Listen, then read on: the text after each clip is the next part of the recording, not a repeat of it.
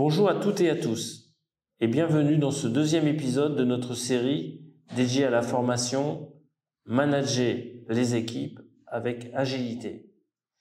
Je suis Hervé Dubois, votre formateur expert en management agile et je suis ravi de vous retrouver pour approfondir ce voyage vers un management plus efficace et adapté à notre monde en évolution constante. Dans l'épisode précédent, nous avons posé les bases du management agile en explorant ses principes fondamentaux. Aujourd'hui, nous allons plonger dans deux méthodologies phares qui incarnent l'agilité, Scrum et Kanban. Avant de commencer, réfléchissez à cette question. Dans votre organisation, quelles sont les principales difficultés rencontrées pour organiser le travail d'équipe? Que ce soit une mauvaise priorisation, des délais qui dérapent ou une surcharge de travail, Scrum et Kanban peuvent apporter des solutions concrètes. Qu'est-ce que Scrum? Scrum est une méthode agile particulièrement adaptée aux projets complexes nécessitant une forte collaboration. Elle repose sur des cycles courts, appelés sprints, qui durent généralement entre 1 à 4 semaines. Voici les éléments clés de Scrum. Le rôle de l'équipe.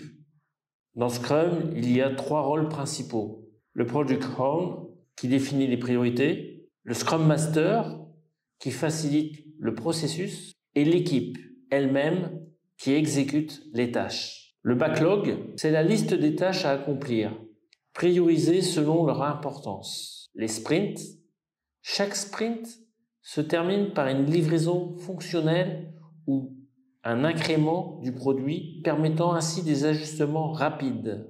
Par exemple, imaginez que vous travaillez dans le développement d'une nouvelle application mobile. Plutôt que d'attendre des mois pour tout finaliser, Scrum vous permet de livrer une version basique dès le premier mois tout en continuant à l'améliorer. Qu'est-ce que le Kanban ?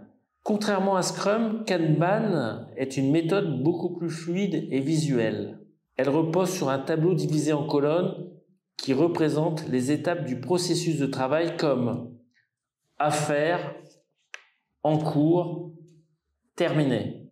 Les tâches appelées cartes progressent de colonne en colonne à mesure qu'elles avancent dans le processus. Les principes fondamentaux de Kanban incluent limiter le travail en cours, cela aide à éviter la surcharge et à maintenir un flux régulier. Améliorer en continu, l'objectif est d'identifier et de résoudre les goulots d'étranglement dans le processus. Prenons un exemple concret.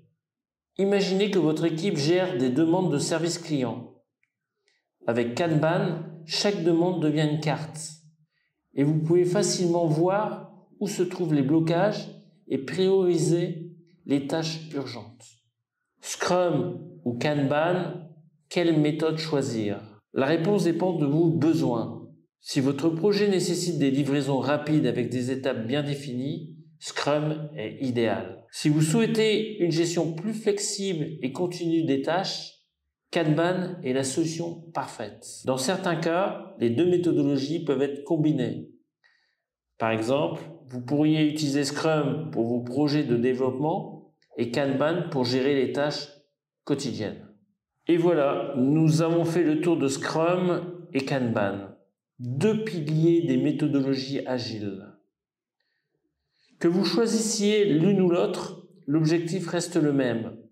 Rendre votre travail plus clair, plus fluide et plus orienté vers des résultats concrets. Dans notre prochain épisode, nous explorerons un aspect essentiel du management agile. Comment analyser votre situation actuelle et réorganiser votre équipe pour plus de performance. Merci pour votre écoute et n'oubliez pas, l'agilité, ce n'est pas juste une méthode, c'est une façon de penser et de travailler. À très bientôt. Si cet épisode vous a été utile, pensez à le partager à vos collègues. Pour en savoir plus, inscrivez-vous à notre formation Manager les équipes avec agilité sur notre site www.oo2.fr. Merci.